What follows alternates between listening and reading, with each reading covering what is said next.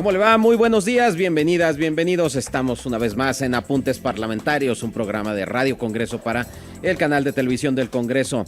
Como usted sabe, desde Apuntes Parlamentarios tratamos de poner un poquito de distancia sobre la coyuntura, sobre la agenda del día a día de las instituciones parlamentarias para entender mejor lo que sucede dentro, para entender quiénes son esas personas que están legislando, que están supervisando toda la acción del gobierno, y esas son precisamente nuestras personas legisladoras y legisladores. El día de hoy vamos a tener una charla con la senadora Beatriz Mójica, senadora por el estado de Guerrero, así que no se vaya, se va a poner bueno. Estamos aquí en Apuntes Parlamentarios. Hora de praxis. Apuntes Parlamentarios.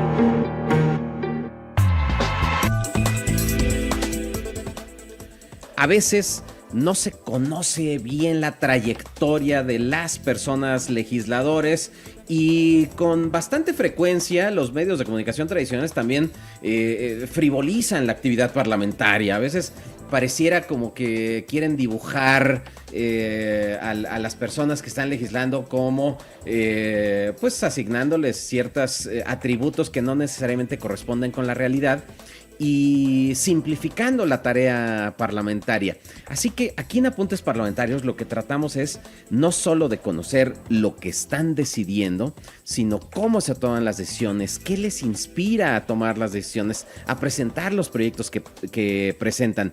Y una de las vías para entender eso es también conocer las trayectorias de quienes legislan.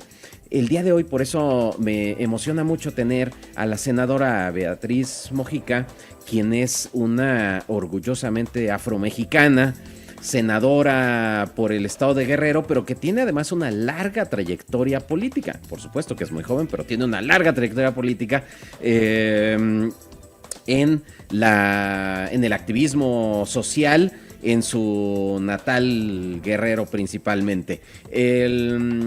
Beatriz Mójica es comunicóloga, es licenciada en comunicación social, pero también ha hecho estudios de posgrado en políticas públicas y en gestión de la política económica en México, en España, y también ha sido diputada federal, donde logró la despenalización de los delitos de prensa. Se desempeñó también como diputada local, y en el estado de Guerrero fue secretaria de Desarrollo Social. También fue candidata a gobernadora, y bueno, es una mujer que es la primera mujer afrodescendiente que por acción afirmativa ganó un escaño en el Senado de la República en 2024 por el partido político Morena. Es presidenta de la Asociación Civil Mi Corazón es Guerrero, dedicada a promover diálogos para la paz y el desarrollo, de la cual seguramente también nos va a platicar en unos momentos. Beatriz, muchísimas gracias por estar con nosotros en Apuntes Parlamentarios. Bienvenida. Muchísimas gracias, Kevin, por la invitación. Pues a ver, una de las cosas que nosotros queremos preguntarte, y para que lleguemos a esta agenda que tienes, porque además ahora presides una comisión que yo digo es una comisión muy importante, preguntarte qué es lo que te mueve a iniciarte en el camino de la política, porque tú tienes una larga trayectoria en el activismo social. ¿Cómo te involucras en la vida comunitaria? Bueno, pues te quiero decir que yo empecé muy joven a participar en la política cuando me di cuenta que es a través de la política en que tú puedes lograr cambiar las cosas. Uno a veces quiere cambiar las cosas desde diferentes ámbitos, pero la ruta política es un mecanismo que te permite concretar cosas. Yo podría decir que inicié en esto de la política en el sentido de ayudar a la gente, de ayudar a la comunidad, de ser parte de esos procesos de cambios. Cuando era muy jovencita, iba apenas en la secundaria, cuando participé a ser presidenta de la sociedad de alumnos. O sea, cuando no tienes noción de la política en general, pero tienes noción de la ayuda social. Yo digo que ahí inicié en mi carrera política, que no era un tema de partido, sino un tema de vocación social. De vocación social. Sí. ¿Y por qué yo me involucré en algo tan simple o tan complejo como buscar ser la presidenta de la sociedad de alumnos? Por ejemplo, y tenía yo 13 años. Cuando vi que estaban en un salón entrando todos los hombres, nuestros compañeros hombres a un salón de clases con algunos maestros, y nos dimos cuenta, las mujeres solo veíamos pasar, que ahí se iba a elegir a quién iba a presidir la sociedad de alumnos de la secundaria. Y como, bueno, ¿y por qué no estamos convocadas las mujeres? O sea, ¿por qué es un tema solo de hombres? Fue que entre nuestras compañeras, mis compañeras y yo dijimos, bueno, vamos a participar. O sea, no nos convocaron, pero no nos dijeron que no fuéramos. Y fuimos, y yo participé y gané la presidencia de la sociedad de alumnos. Pero eso a lo largo de los años me ha llevado a esa reflexión de los espacios en donde no estábamos las mujeres. Claro. Y yo digo que mi primer política pública que me tocó diseñar fue justamente siendo presidenta de la sociedad de alumnos, porque nuestra propuesta digamos, con la que participamos, es que habría que haber agua gratuita para todos los estudiantes, porque estábamos hablando de una ciudad que llega a 40, 45 grados, ¿no? En Ciudad Altamirano, en la tierra caliente de Guerrero, que siempre hace mucho calor, y que se vuelve una necesidad el agua, pero dado que no había agua potable, tenías que comprar agua purificada, digamos, y se volvía oneroso para los estudiantes, que muchos no llevaban recursos a veces ni para comprar el agua, entonces teníamos que generar una visión distinta. Entonces, creo que eso, yo tomé conciencia de que eso era participación política a través de los años, no cuando tenía 13 años. Claro, sí. Bueno, después me involucré cuando tenía ya 15, 16 años en el movimiento que era el Frente Cardenista, ¿no? El Frente Democrático Nacional, que en la Tierra Caliente fue muy fuerte el apoyo que hubo a Lázaro Cárdenas en el 88. A través de mi madre, de mi familia, digamos, empezaron a involucrar, y pasó un fenómeno muy importante. Dado que nuestros padres muchas veces no sabían leer y escribir, eran los hijos quienes teníamos que cuidar las casillas, revisar las actas. Entonces nos empezamos a involucrar, me empecé a involucrar en esa parte electoral, digamos, y así fueron transcurriendo los años. Obviamente que pues es una edad, cuando estás muy joven, pues la prioridad es estudiar. Entonces yo salí de mi pueblo, de Ciudad Altamirano, de uno de mis pueblos, porque yo nací en la Costa Chica, de la Tierra Caliente, soy afrodescendiente, mi madre es una mujer negra, de la Costa Chica de Guerrero, pero me crié en la Tierra Caliente. O sea, mi familia sufrió un desplazamiento por temas de violencia, que es muy común en Guerrero. En los años 70 era aún más fuerte, o era muy fuerte, y por tanto me crié en la Tierra Caliente, que es en el otro extremo de Guerrero. Sí. De ahí, bueno, fui a estudiar, y a través del tiempo yo nunca me desentendí de participar territorialmente en la política en Tierra Caliente. Después, ya a través de los años, cuando terminé de estudiar, me involucré ya en el activismo partidista. Claro. Y así fui digamos, participando con una visión clara de que la política te tiene que servir para transformar las condiciones de vida de la gente. Como dice a Andrés Manuel López Obrador, el poder solo tiene sentido cuando se pone al servicio de la gente. Si no, se vuelve un tema que no tiene sentido, que no va a ninguna parte.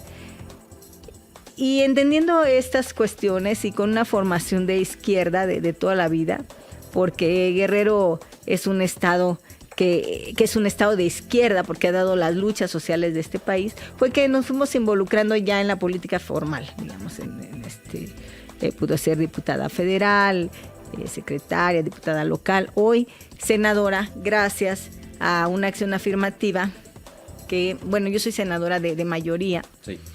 A una acción afirmativa que es la afrodescendencia, que por primera vez se puso en las elecciones ahora en el 2024, y que es muy importante. A través de todos estos años hemos venido avanzando en muchas cosas interesantes en términos de la participación política de las mujeres, por ejemplo, pero también de las acciones afirmativas, que es fundamental. El avance en las acciones afirmativas, que tiene que ver con los pueblos originarios, con los pueblos, por primera vez con los pueblos afrodescendientes, con los pueblos indígenas, con personas con discapacidad, de la diversidad, es decir, todas las minorías en avanzada, dándoles voz en las cámaras, es muy importante. porque solo así avanzan las agendas de esos grupos sociales que están rezagados, digamos, que no tienen las mismas oportunidades que los demás, porque estamos todavía en un país que tenemos que seguir trabajando muchísimo en lograr las igualdades, en el reconocimiento de las desigualdades, digamos. Beatriz, una de las cosas en las que se piensa siempre que hablamos de los parlamentos, de los congresos, es que justamente pues debieran ser representativos de la propia sociedad, ¿no? Es decir, que sean un mosaico que refleje la diversidad cultural, la distribución geográfica, etcétera, de los intereses de la población. Y así como tú en aquella ocasión viste que solo entraban niños a la reunión para elegir a su sociedad de alumnos, y ustedes pues prácticamente dieron portazo, es decir, entraron. Portazo, literalmente. Entraron. Creo que estas acciones afirmativas realmente son un portazo, es decir, de decir, oigan, tenemos que visibilizar también a sectores muy importantes de la población, como la población afrodescendiente, que en México, pues, según el INEGI, rebasa los 2.5 millones, ¿no? de personas. Somos ¿no? mucho más que esa cantidad del INEGI. No hay que perder de vista que la población afrodescendiente es una población que ha estado aquí, que es fundadora de la nación mexicana, pero nuestro país no había reconocido que tenía pueblos negros hasta el 2019, justo aquí en el Senado se reconoció. Incluso en el 2019. No nos reconocemos que somos veces, afrodescendientes, ¿no? Sí, porque es un proceso natural. Uh-huh. Si tú llegaste nuestros ancestros fueron esclavos, toda la vida pasaron digamos, en ese proceso de negación. Sí, o sea, ¿cómo te integras? ¿Cómo logras la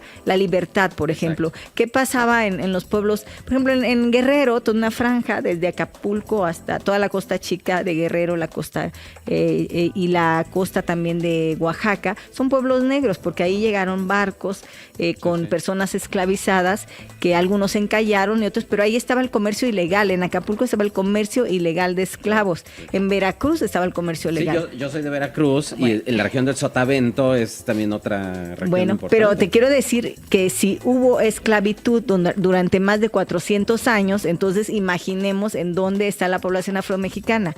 Estamos en donde hubo una mina, en donde hubo una hacienda, en donde hubo incluso en las iglesias, en todos lados había personas esclavizadas durante más de 400 años. Entonces, en realidad, en nuestro país, en todos sus estados, en todas sus regiones, tiene personas afrodescendientes, pero por alguna razón el Estado mexicano, que era una visión racista, más bien, se negó a reconocer sus pueblos negros.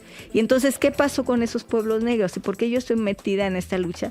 Que lleva más de 30 años de las organizaciones sociales, y de ahí hay quienes a través de la política o a través también de organizaciones más recientes nos hemos involucrado en ese reconocimiento, en ese autorreconocimiento, es decir, ¿dónde están mis raíces? ¿Por qué tenemos ciertas costumbres? Entonces, y nosotros hemos estado en la lucha, en la pelea de que seamos reconocidos como pueblos fundadores de la patria. Porque la primera transformación, la independencia, la hicieron los pueblos negros en su mayoría, dado que Morelos era afrodescendiente y Vicente Guerrero y su ejército de hombres negros eran afrodescendientes. Sin embargo, en esta visión racista, recordemos que estábamos en el último escalón de esta, digamos, de la división de castas que había en el país, y por tanto, pues estábamos totalmente invisibilizados. Nuestros ancestros fueron totalmente borrados de la historia. Es más, los libros de texto hasta antes del 2018, antes del 2019, ni siquiera hacen mención de la afromexicanidad, mucho menos de que nuestros héroes patrios son afromexicanos. Hablamos, sí, por ejemplo, de Benito Juárez, nos da mucho orgullo que fue nuestro presidente indígena, ¿no? Y entonces aquí en el Senado de la República, en las cámaras, cuando yo veo la frase que dice mi patria es primero, y que fue de un guerrerense ilustre, de Vicente Guerrero, que era afromexicano, digo, está muy bien. Y luego todos reconocemos a Benito Juárez, nuestro presidente indígena, pero nadie dice que Vicente Guerrero era afromexicano, era afrodescendiente, o que Morelos era afromexicano. Exacto. Entonces, esa invisibilidad, ese borrado de la historia, tuvo sus consecuencias a lo largo de los años, que hoy tenemos que resarcir a través de las leyes. El reconocimiento en 2019 ayudó a visibilizar, pero ahora que acabamos de una de las reformas importantes que aprobamos en el Senado son los derechos de los pueblos indígenas y afromexicanos. Entonces, abrirá otras posibilidades. Porque al final del día las leyes o lo que hacemos aquí en la Casa del Pueblo, que es el Senado, es justamente hacer leyes para que la gente tenga acceso. ¿Cuál es la consecuencia de que las y los afromexicanos estábamos totalmente invisibilizados? Pues que entonces no había políticas públicas para esas poblaciones. Y entonces estamos hablando de estas franjas de población que están en condiciones de pobreza extrema, sin agua, sin drenaje, aun cuando están los pueblos negros muchas veces en zonas turísticas. Están en zonas que uno podría decir, bueno, ahí están muy cerca de las carreteras. No estamos hablando de poblaciones aisladas, estamos hablando de poblaciones cercanas a ciudades o pueblos, a polos de desarrollo en nuestro país. Pero ante la invisibilización, pues dejaban de tener servicios. Por ejemplo, en Acapulco, en la zona Diamante, tenemos una zona de alto turismo y el agua sale de un río, del río Papagayo, y entre donde está el río y Acapulco Diamante, donde están grandes hoteles, hay muchas poblaciones que son poblaciones negras, que son afrodescendientes. Bueno, el agua sale del río y va directamente a los hoteles. Y todas estas poblaciones no tienen agua ni tienen drenaje. Claro. Eso no era importante para los gobiernos neoliberales, por ejemplo, ¿no? Entonces ahora estamos en una lucha por el resarcimiento para que esas poblaciones, esas y toda la costa chica y grande de Guerrero, y obviamente de Oaxaca y las de Veracruz, al ser reconocidas y al entrar en las políticas públicas, pues van a mejorar sus condiciones de vida. Esa es lo que estamos luchando, y por eso, regresando al tema de las acciones afirmativas, por eso es importante que en el Senado, que en la Cámara de Diputados, que en las cámaras locales, existan las voces de personas que venimos desde las comunidades, digamos, en los diferentes sectores. Claro. Oye, Beatriz, a ver, tú en tu trayectoria ya política has sido una mujer de causas y además con objetivos muy concretos. Es decir, cuando fuiste diputada local, tuviste muchas favor de los niños, mujeres, etcétera. Cuando fuiste Guerrero, secretaria de Desarrollo, etcétera. Entonces, cuando volvamos al corte, quiero preguntarte cuáles van a ser tus causas en el Senado de la República en esta nueva legislatura. No se vayan, volvemos en Apuntes Parlamentarios. Regresamos aquí a Apuntes Parlamentarios, estamos platicando con la senadora Beatriz Mójica y platicábamos sobre las distintas acciones que se han venido logrando para visibilizar y darle mayor reconocimiento a las comunidades afrodescendientes en México y que tengan el lugar primordial que siempre debieron haber tenido. Platicábamos también de que en tu trayectoria política has sido una mujer de causas, pero además con objetivos muy concretos. Yo creo que a veces muchos legisladores o legisladoras pasan por la legislatura como muy frustrados porque no lograron hacer algún cambio importante. Sin embargo, tú eres de una historia legislativa que sí nos puedes decir que en cada una de estas etapas de tu trayectoria política lograste cambios a la legislación o cambios importantes. Platícanos algunas de estas causas, ya sea cuando fuiste diputada local o diputada federal.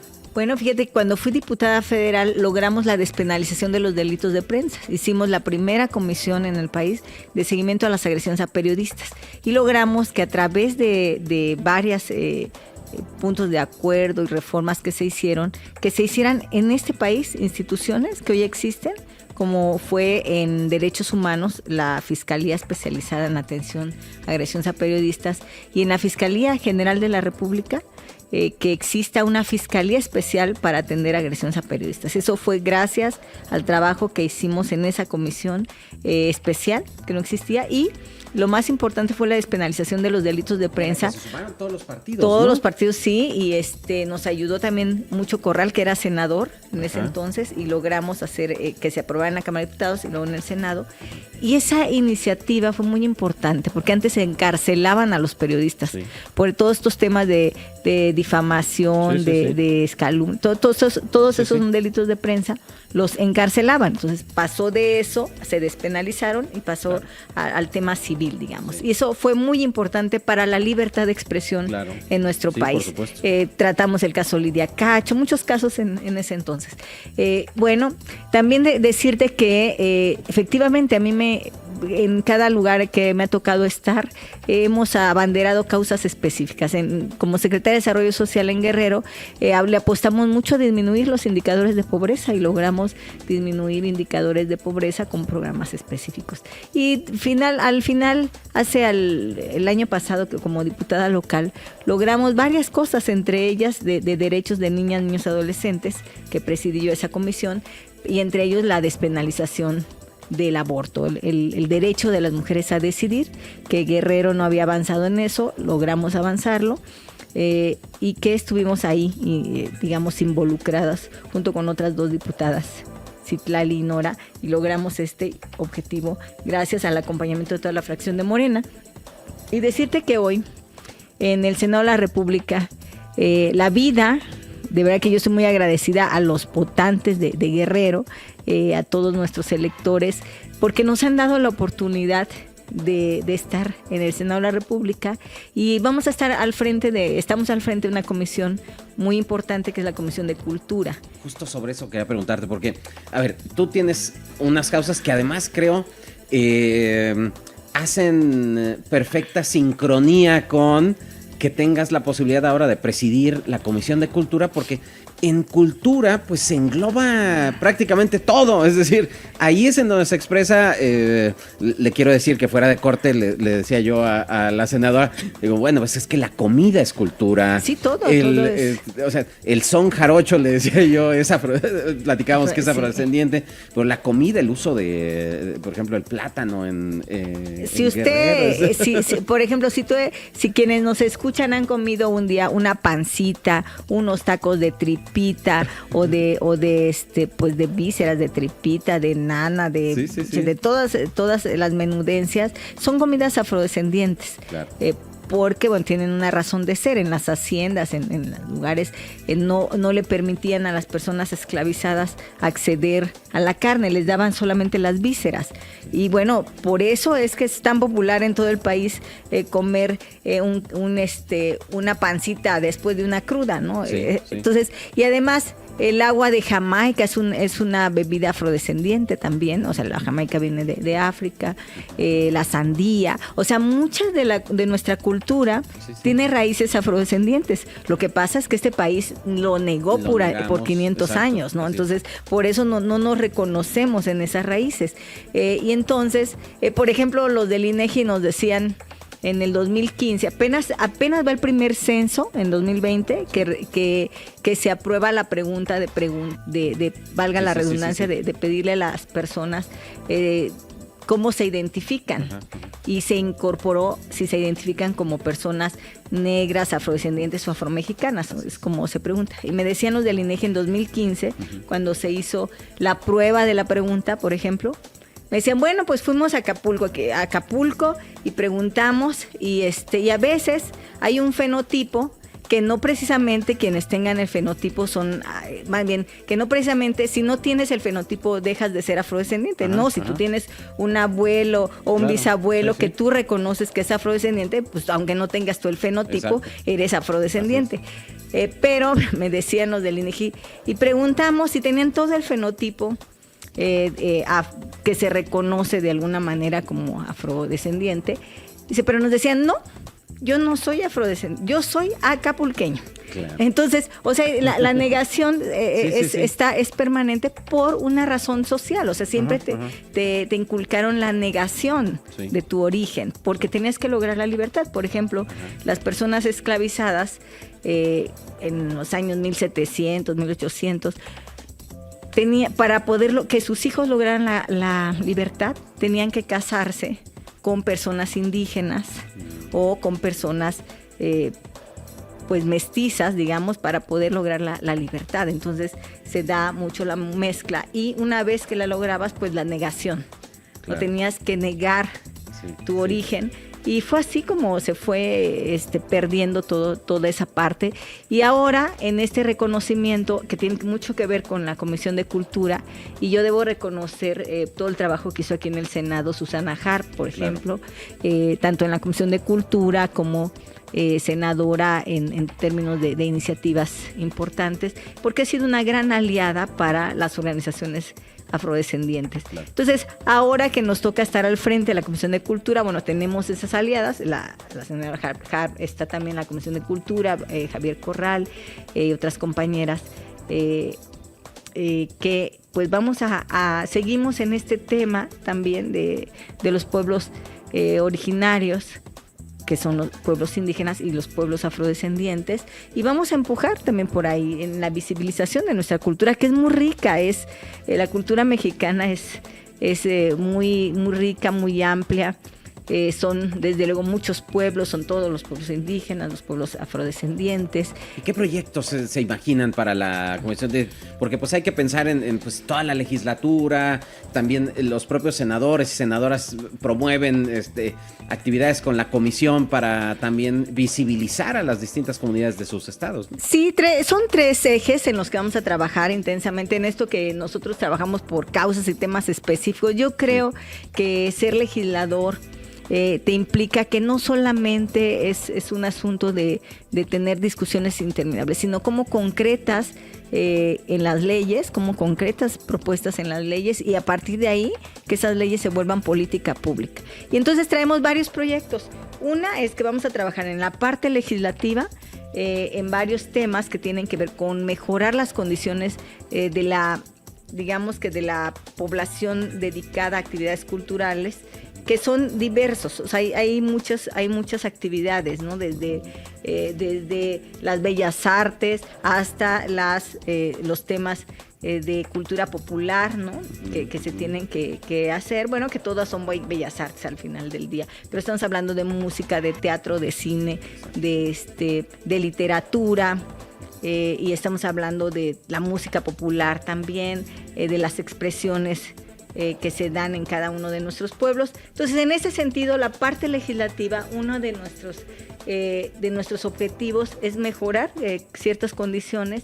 Estamos ya trabajando, ya está, digamos que en el orden del día, la ley del libro, para que se logre que se exente totalmente todo el proceso con tasa cero, todo el proceso, no solamente la edición, sino todo el proceso, incluyendo la comercialización, que permita que podamos lograr ese objetivo que ha planteado la presidenta Claudia Sheinbaum, de tener una república de lectores, por ejemplo, y que eso es muy importante para el desarrollo de nuestros pueblos. Entonces, por un lado está la literatura, tenemos pendientes con la ley de cine también, que está trabajando la Secretaría de Cultura una propuesta, y vamos a conocerla, y en los próximos días nos reuniremos con la comunidad dedicada al cine, y así es. Ahorita estamos en la etapa de ir escuchando a todos los sectores claro. Que hay en la comunidad cultural.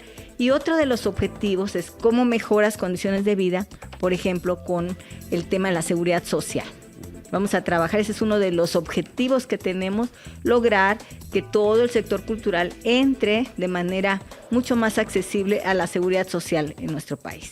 Y entonces habrá que hacer reformas y también sensibilización con las diferentes dependencias. Esa parte en el ámbito legislativo.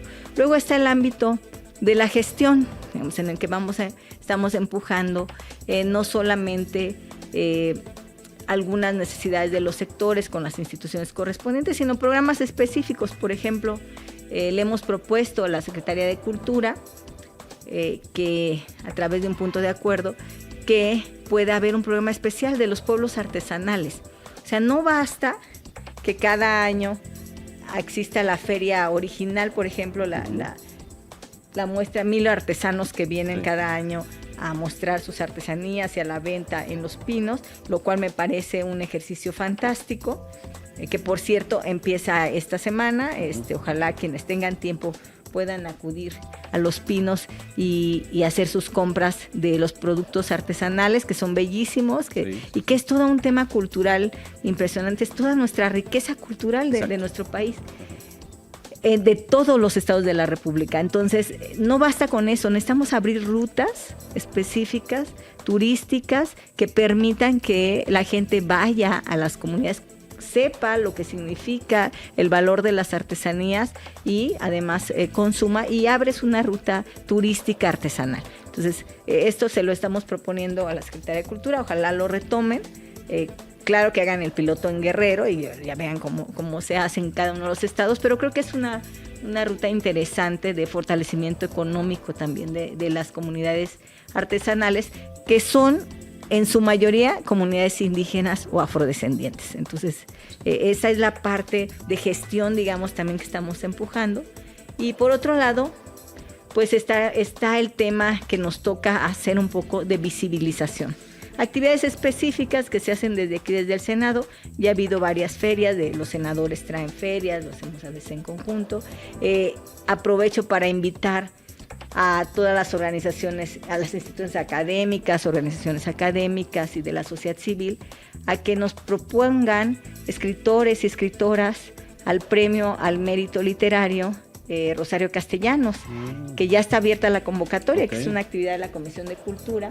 Y que la pueden consultar en nuestras redes, en las redes de la Comisión de Cultura y en las redes del Senado. Claro. Este premio al mérito literario es un premio del Senado de la República que está digamos, está dentro de las actividades específicas que cada año hace el Senado de la República. El premio consiste en 200,000 pesos, por ejemplo, que se les da al escritor que gane, y su medalla y su busto de Rosario Castellanos. Es un reconocimiento a la literatura y pueden participar a propuesta de organizaciones, pues escritores de toda América Latina. Invitamos que se presenten y que escriban en español o en lenguas originarias. Les invitamos especialmente a que se registren propuestas de escritores indígenas, de escritores afromexicanas. Será muy valioso. Y pueden participar, por ejemplo, en este premio, quienes escriban poesía, que escriban narrativa, ensayo, o dramaturgia, por ejemplo. En esas 4 disciplinas pueden participar. Y es una de las actividades también de la Comisión de Cultura, es decir, legislar, gestionar en la política pública y visibilizar algunas cuestiones. Y otros temas en los que está aprobado ya en la propuesta de trabajo que vamos a trabajar es, por ejemplo, con el canal del Congreso, en generar algunos temas de no discriminación, de inclusión, de cápsulas de no discriminación e inclusión, y desde luego sobre las transformaciones de nuestro país. Entonces, son varias temáticas que traemos, pero que se tendrán que concretar en propuestas específicas de legislación en algunas cosas. Estupendo. Betty, ya casi nos vamos, pero no puedo dejar de preguntarte ¿cómo piensan que se pueda facilitar todavía más el acceso a la cultura? Todavía, es decir, son las grandes ciudades las que concentran prácticamente toda la oferta cultural del país, y uno de los problemas, creo yo también, es que cuando se habla de los recortes presupuestales, etcétera, de inmediato voltean a ver a la cultura. Es decir, ¿cómo hacemos para defender el presupuesto para la cultura, para los creadores y creadoras, para que esta gran riqueza cultural que tiene nuestro país se pueda seguir consolidando y visibilizando? Bueno, estamos en el trabajo de sensibilización, que es otra de los, digamos, que nuestras actividades que tenemos que hacer diariamente, en torno a que la cultura es un factor muy importante para lograr indicadores de paz mucho más altos. En ese sentido, por ejemplo, la doctora Claudia Sheinbaum ha puesto en la mesa el tema de la República de Lectores o de actividades culturales y de la ampliación de los horarios en las escuelas con actividades culturales y deportivas, porque al final del día pensar en la cultura es pensar en el ser humano, en el fortalecimiento del alma, en generar seres humanos que le apuesten a la paz. Creo que estoy convencida de que cuando nosotros nos pensamos así y cuando pensamos en la política de seguridad, en la atención de las causas, tenemos forzosamente que pensar en la cultura.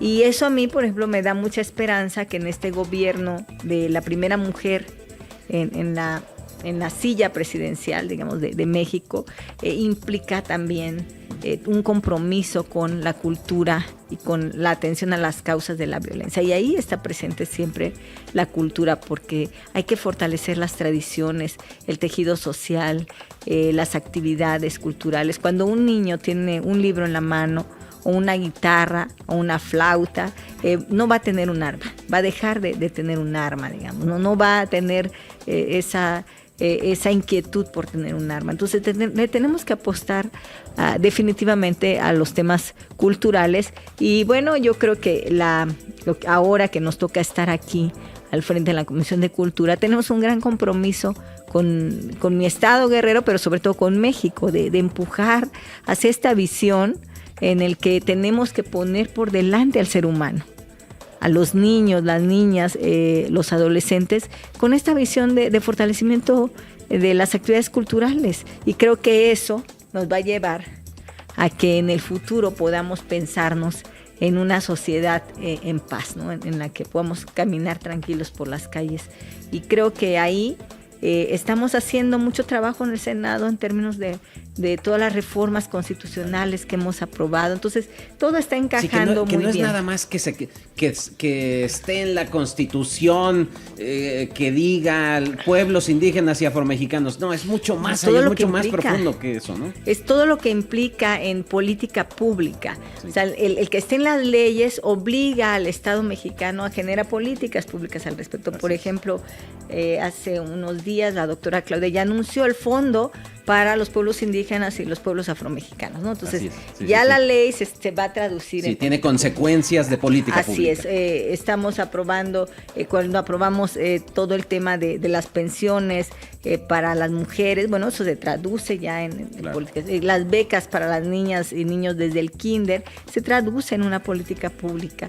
Los temas de seguridad, ¿no? De seguridad pública para que se hagan investigaciones, se tiene que traducir en paz. Es decir, las leyes son el marco de las políticas públicas, por eso son tan importantes, y eso es lo que hacemos aquí en el Senado, donde por primera vez ha llegado el pueblo al Senado, y yo estoy muy contenta de ser parte de esta legislatura en la que por primera vez en toda la historia del Senado pues estamos llegando pueblos indígenas, pueblos afromexicanos, de la diversidad, con personas con discapacidad, y eso genera ya no solo en el discurso, eso que era un discurso antes, hoy es una realidad en las cámaras, y creo que eso va a ser muy importante para el avance de nuestro país. Sí, y simbólicamente es muy poderoso porque cada vez se reconoce esa diversidad que cada vez se parece más a cómo somos, ¿no? Los propios mexicanos y mexicanas. Ahora que hablabas de promover estos diálogos para la paz, pues también eso lo has hecho a través de Mi Corazón es Guerrero. Platícanos tantito de... Sí, fíjate la asociación. Que yo soy una convencida, bueno, yo creo que uno se explica siempre por sus experiencias de vida. Entonces, mi familia fue desplazada por la violencia. Entonces, uno de mis compromisos de toda la vida ha sido cómo ponemos un granito de arena por la paz.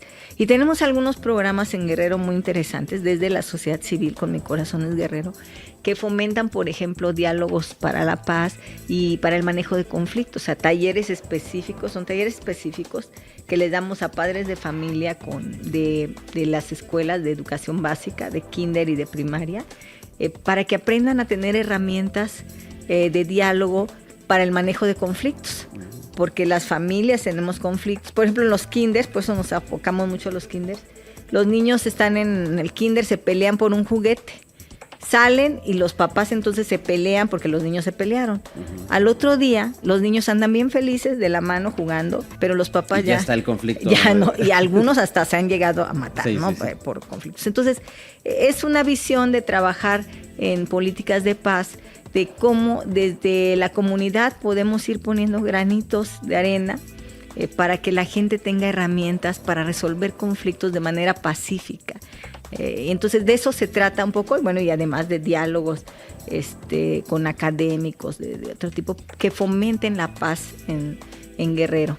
Excelente, Beatriz. Bueno, pues ojalá que después se convierta en una iniciativa ejemplo para que tengamos Mi Corazón es Veracruz, Mi Corazón es Puebla, Mi Corazón es Jalisco y así, y podamos tenerlo y que sea Mi Corazón es México. Yo creo que puede ser replicable en muchos distintos espacios. Senadora Beatriz Mójica, presidenta de la Comisión de Cultura y senadora por el estado de Guerrero, muchísimas gracias por haber estado con nosotros. ¿Dónde pueden seguirte? Bueno, nos pueden seguir en las redes sociales, Beatriz Mójica, y en Twitter, bueno, en ahora X, en X, Beatriz.mojica también, en nuestras redes sociales. Excelente. En el Facebook y aquí en el Senado de la República, en el canal del Congreso. Y sí contestas, ¿verdad? Sí contestamos. Siempre les digo para que, sí, para que estén atentos. Y ya saben, además, si tienen una propuesta para hacer alguna actividad con la Comisión de Cultura, contacten a la senadora Beatriz Mójica, que además es muy buena onda. Muchísimas gracias, Beatriz. Y inscríbanse al premio Rosario Castellanos de Literatura. Seguro que sí, aquí lo vamos a estar promoviendo. Muchísimas gracias por haber estado con nosotros, gracias Beatriz, y gracias a usted que nos escuchó. Le agradezco también al equipo de producción encabezado por Lulú Ruiz, en la operación a Cassandra Guzmán, en la asistencia a Karen Garduño. Yo soy Kenvir Puente, nos vemos la próxima aquí en Apuntes Parlamentarios.